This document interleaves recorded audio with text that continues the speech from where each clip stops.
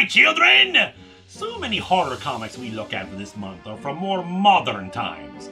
Let's take a moment and appreciate the golden age as the cape and costume crowd takes on the walking mummy.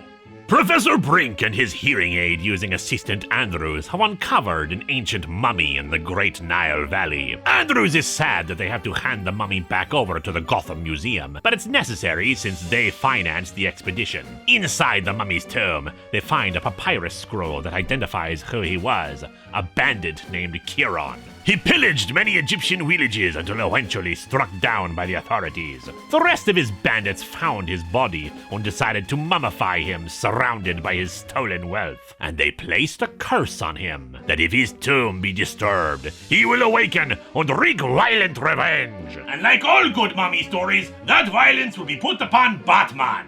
At the museum, Bruce Wayne, one of the financiers of the expedition, attends the mummy's unwrapping. Only for the undead being to rise, the curse coming true. Since its tomb was taken from him, he will find a new tomb and fill it once again with stolen wealth so that he may return to his eternal sleep. Batman and Robin are soon in pursuit of the mummy as he attacks a gem polishing shop, demanding that diamonds be specifically gifted to him, not stolen. When the superheroes try to fight him, he knocks over some acid that almost kills Robin and flees, Batman explaining that the mummy was acting according to ancient Egyptian superstition. Diamonds bring good luck, but that power is lost if they're stolen or bought. It is only through gifting them that they have their power. And thus the mummy's strategy is revealed, operating on ancient Egyptian superstition and legends for the items he attempts to acquire. At one point, he even tries to knock over an obelisk in front of a museum, hoping to steal the treasures inside in the chaos. But Batman rams the Batplane into the obelisk to divert its course. Batman then attacks the mummy and knocks him out.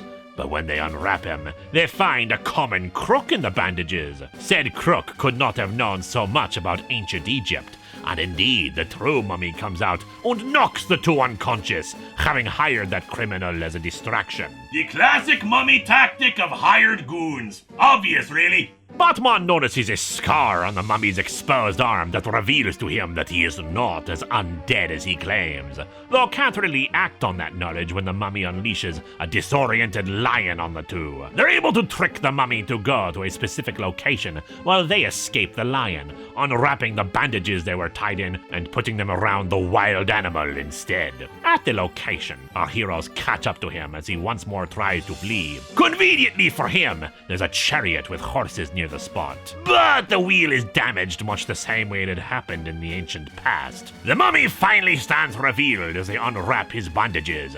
Andrews, the professor's assistant. Later, Batman explains that he was using the mummy costume to frighten his victims into making his robberies easier. And indeed, he needed to use the mummy's wrapping to hide his hearing aid. Andrews' goal was to get enough money to finance his own expeditions and take as much treasure as he could find as his own. And how did Batman know this was not a true mummy?